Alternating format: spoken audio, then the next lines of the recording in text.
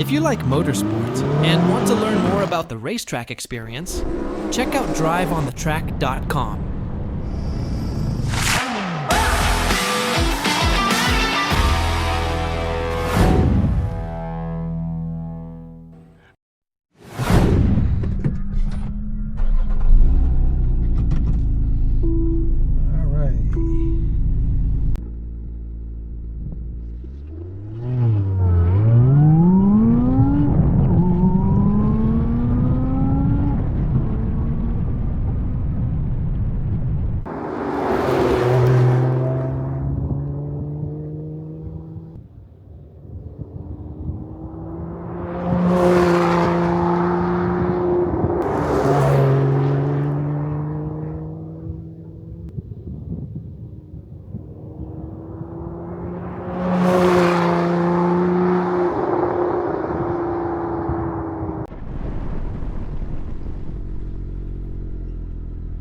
When you start, they put you in your touring model, which is fairly quiet. You can still hear the engine, but it's kind of quiet. When you put it in sport mode, it really turns it down a notch. It pops and burbles on off gas and on shifts, and the exhaust is a little louder. Not obnoxiously loud, so you can still drive and have a conversation and listen to music, but it is louder with the sport mode on.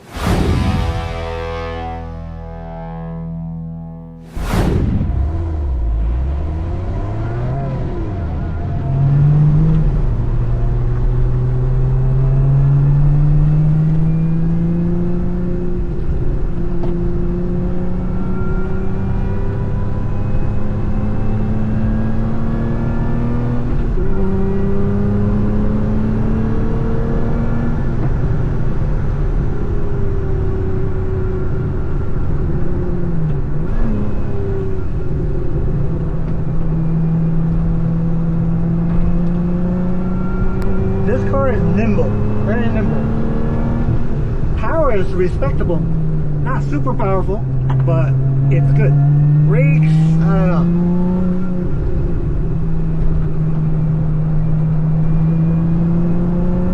It goes where I want to.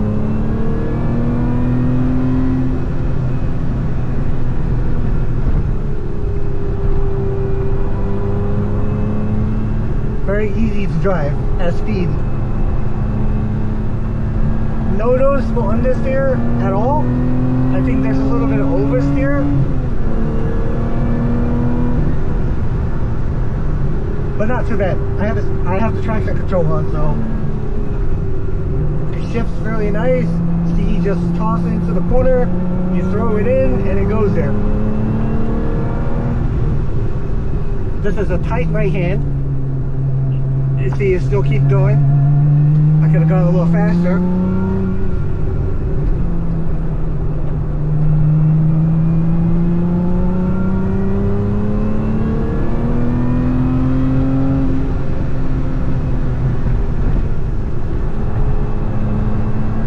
Throws it in, gives you confidence. I think the tires are fighting it a little bit, but good. See, look at that. Perfect line.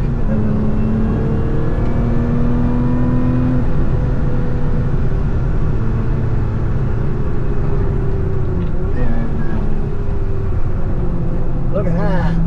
That's beautiful. Hit the apex. You can hear the induction from the supercharger. It whines. It's beautifully sound.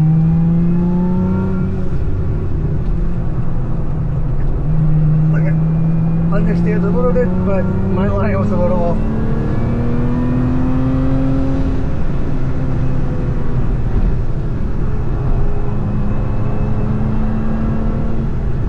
Oh, this car is easy to drive on a track. It doesn't have bucket seats. I mean, it doesn't have the carbon bucket seats like the M2. So lateral support is a little bit low. I wish I had a little bit more, but it wasn't too bad. It's not throwing me around like the M2 does, and the M2 really needed that seat.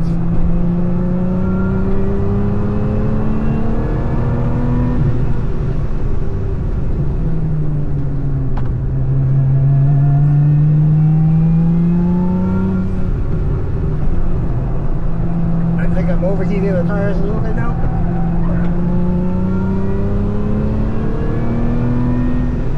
see that in a little bit.